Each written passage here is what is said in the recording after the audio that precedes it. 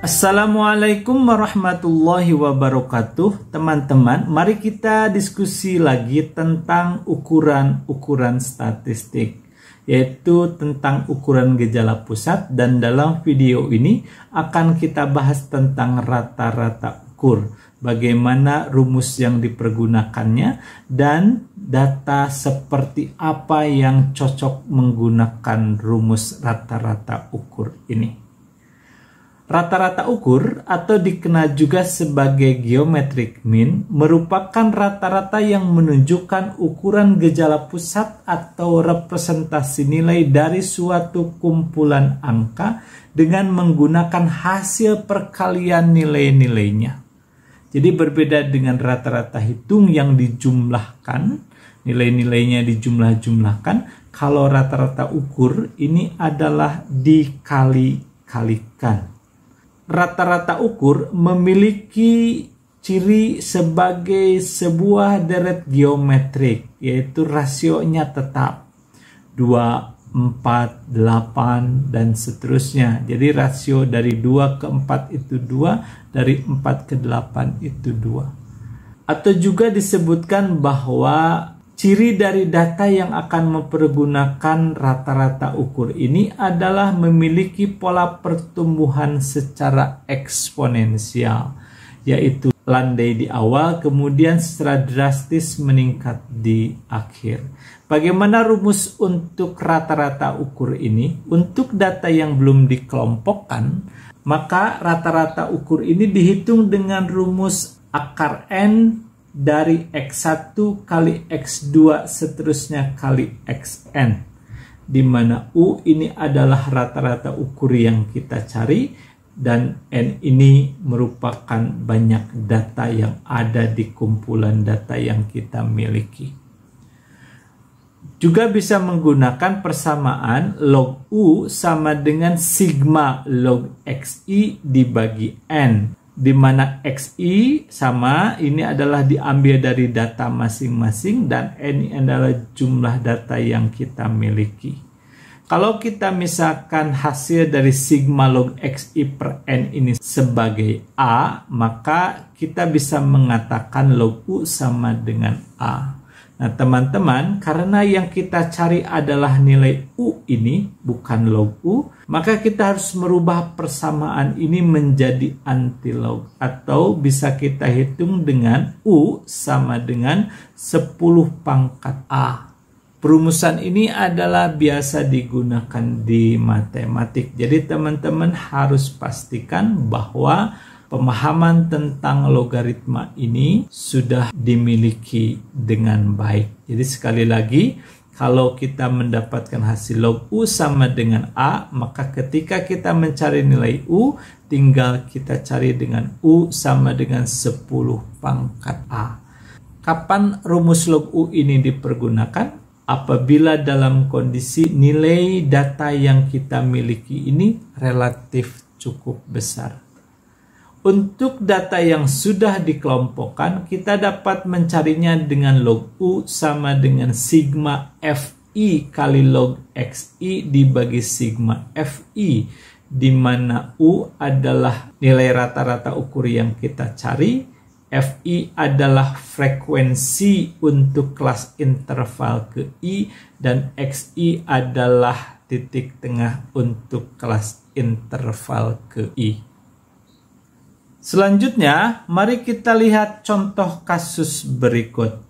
Hitunglah nilai rata-rata ukur untuk data di bawah ini. 2, 4, 8, 15, 31, dan 65. Kita tidak usah banyak berpikir, tidak usah bingung. Kita lihat data-data yang disajikan ini. Karena sudah terurut, mari kita lihat bagaimana pola data yang dimiliki. Kalau kita lihat dari data pertama ke data kedua, yaitu data 2 dan 4, rasionya adalah 2 kali. Data kedua itu 2 kali data pertama. Demikian pula data ketiga 2 kali data kedua. Data keempat adalah mendekati 2 kali data ketiga. Dan data kelima pun demikian, data keenam pun demikian. Maka kalau kita melihat hasil perhitungan rasio yang kita lakukan, maka untuk perhitungan rata-rata ukurnya kita pergunakan rumus yang sudah tadi kita sebutkan. U sama dengan akar N dari X1 kali X2 kali Xn.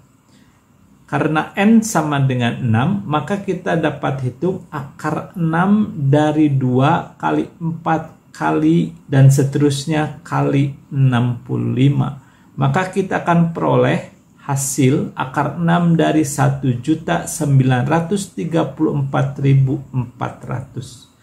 Atau dalam penulisan lain ini bisa dituliskan dengan 1.934.400 pangkat 1/6. Kalau teman-teman hitung mempergunakan kalkulator ataupun menggunakan Microsoft Excel, maka akan diperoleh hasil U sama dengan 11,16240341. Atau kalau kita bulatkan dalam 4 angka, rata-rata ukur yang diperoleh adalah 11,1624. Setelah kita peroleh hasil rata-rata ukur atau U adalah 11,1624, mari kita buktikan apakah benar dengan menggunakan rumus log U sama dengan sigma log XI per N juga hasilnya sama. Dari data kita peroleh XI 2, 4, 8 seterusnya sampai 65. Sesuai dengan rumus yang ada berarti kita akan cari dulu nilai log XI. Teman-teman bisa menggunakan tabel logaritma atau bisa menggunakan kalkulator atau juga bisa menggunakan Microsoft Excel untuk mencari nilai logaritma dari data XI yang kita miliki. Kalau teman-teman cari, log 2 adalah 0,301030. Kemudian log 4 adalah 0,602060 atau 2 kali dari log 2. Log 8 adalah 0,903090. Seterusnya ini log 15 1,176091.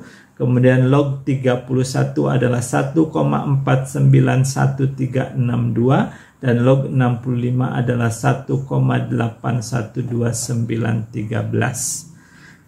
Kalau nilai log XI ini kita jumlahkan, totalnya adalah 6,286546. Kemudian kita masukkan ke dalam rumus ini berarti 6,286546 dibagi 6 sama dengan 1,047758.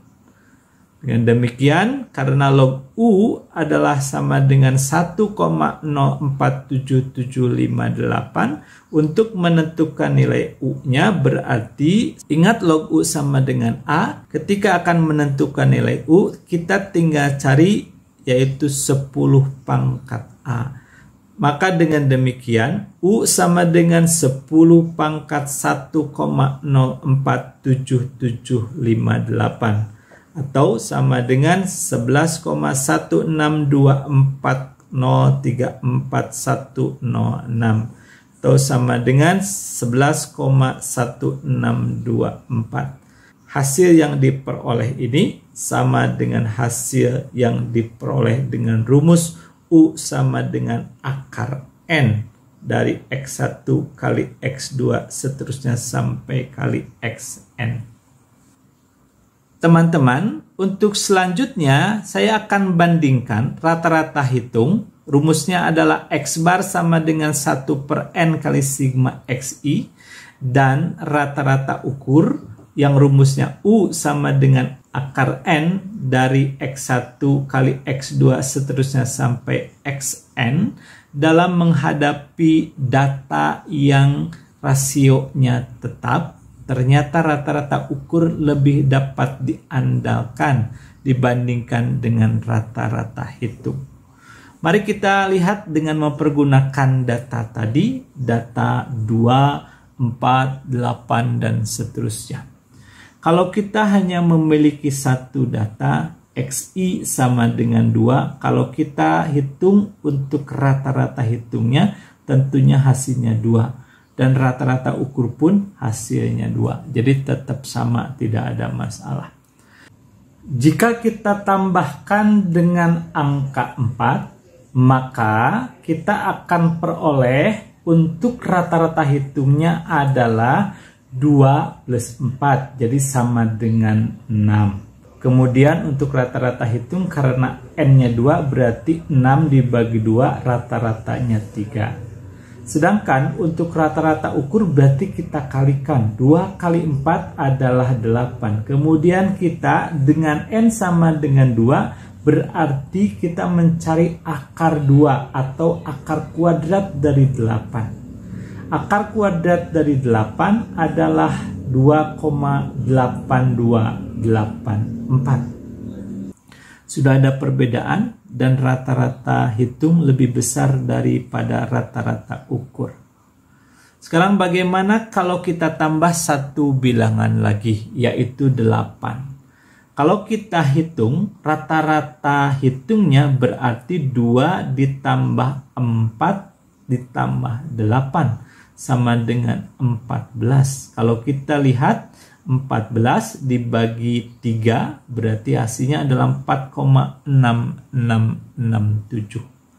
Sedangkan kalau rata-rata ukur berarti 2 kali 4 8 kali 8 64.